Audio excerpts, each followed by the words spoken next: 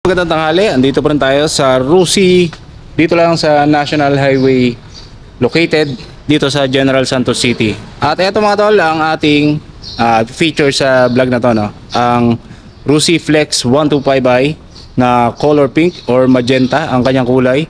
So sa mga lady riders dyan, bagay na bagay po sa inyo to.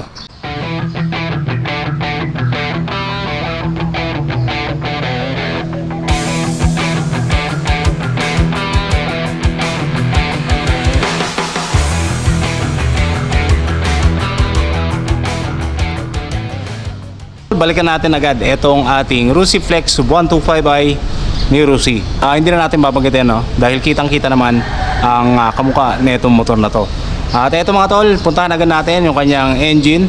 Ito ay merong 4-stroke, single cylinder, single overhead cam at naka 2 valves, and meron siyang air-cooled na kanyang cooling system. Sa kanyang engine displacement, meron siyang 125 cubic centimeters. Ito ay naka fuel injected, so asahan natin na mas matipid siya pagdating sa kanyang fuel consumption.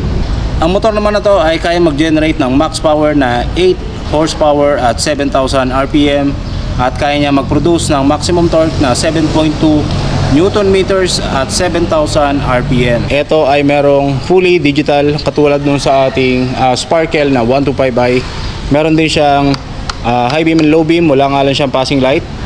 Meron siyang busina at yung ating right and left na switches, no?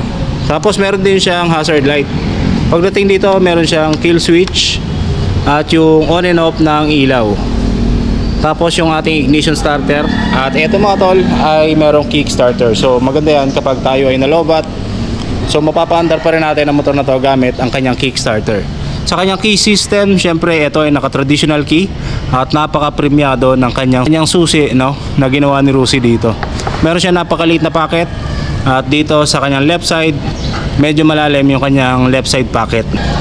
Kung nangangamba naman kayo na kayo ay malobat gamit ang motor na to, well, no worries mga tol dahil ito ay naka-install na ng USB ready na charging port. So dito sa kanyang harapan, syempre naka full assembly yung ating daytime running light at yung ating headlight. Yung kanyang daytime andito sa ibaba, tapos yung kanyang headlight nandito sa itaas. So baliktad naman siya, no?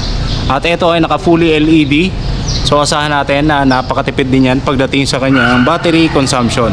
Yung ating signal light dito nakalagay sa kanyang ibaba. Pagdating naman dito sa kanyang fairings, eto meron siyang magenta na kulay, tapos meron siyang accent dito ng matte black. Ganun din sa ating cowling, meron siyang magenta at yung glossy na black na parang visor. Sa ating front fender, plain na magenta at meron siyang decals dito, logo ni Rusi, no? Traditional telescopic fork, dual pot piston caliper, and yung plain disc. So ayan, meron siyang sukat 70 by 90 by 14 inch at ito ay tube type.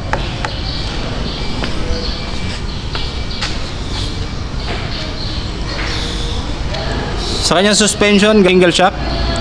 At yung kanyang braking system, naka-mechanical leading drum brakes. At napakaganda ng design at napakaganda ng quality ng mga wheels ngayon ni Rusi na inilalabas nila na bago, no?